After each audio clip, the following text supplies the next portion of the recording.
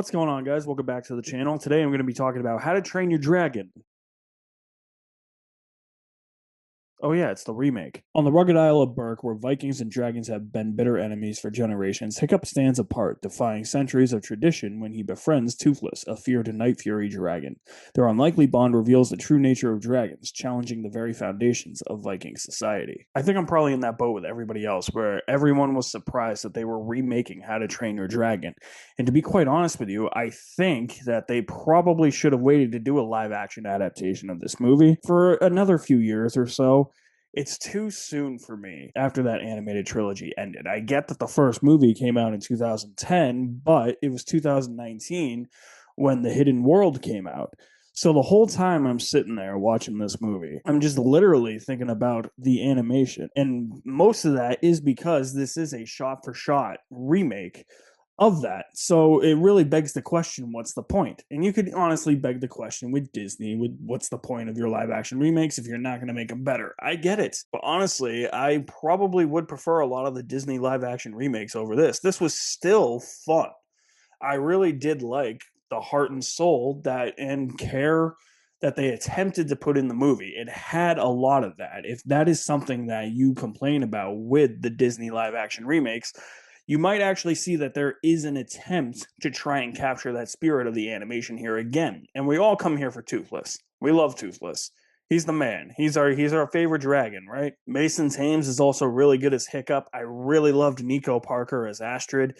They carry the movies on their back. I wasn't necessarily sure how I felt about Gerard Butler as Stoic. I don't think anybody else could play Stoic, but I don't know. It's just always weird to me. It always feels like vanity projects to me when you bring an actor back to reprise the role that they previously voiced in animation.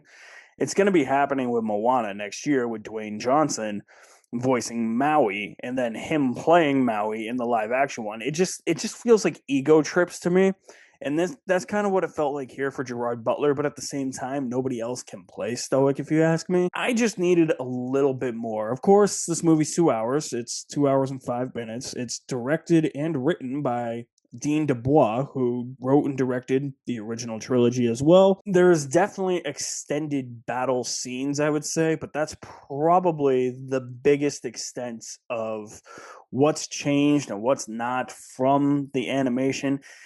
I feel like you just need this to stand on its own. I'm not saying change the entire story around, but there just needed to be more changes because not everything from animation is going to carry over perfectly into live action. And I think that that's kind of what Disney nails with their live action remakes is that they know they have to change some things around, whether or not those changes work completely of your opinion if they work or not.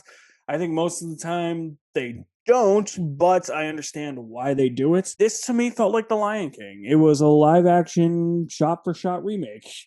And it left me kind of thinking like, yeah, well, what's the point? It took me a while too to really adjust to the fact that this was live action. Like as the opening was going down, I'm visualizing the animation and I'm visualizing so many certain scenes, so many iconic scenes from that original How to Train Your Dragon animation in animation as I'm watching the live action. So I did feel like I was taken out of the experience watching it, but I don't think that this is a bad movie. It's just I prefer the animation. I don't think it made enough changes to stand apart on its own, and it kind of feels too soon after the animated trilogy ended. I don't think that we just needed this at this point in time. So what was the point?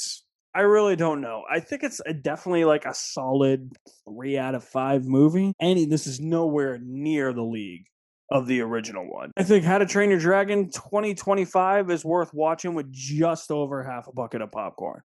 I think there will be enjoyments in it. I appreciate the attempt to recapture the heart and the soul of the original. I'm not going to say that this is soulless. I think that word gets thrown around way too much regarding these live action remakes from whatever studio it may be. It's nowhere near as good. And I obviously, like, I'm going into this not expecting it to be as good, but where that trilogy was like near perfection, They needed to pull it off, and it was just a shot-for-shot remake. So if you have seen the new How to Train Your Dragon, the live-action remake, let me know what you think of it in the comments below. I'll leave my link to my website in the description below as well. You guys are the best.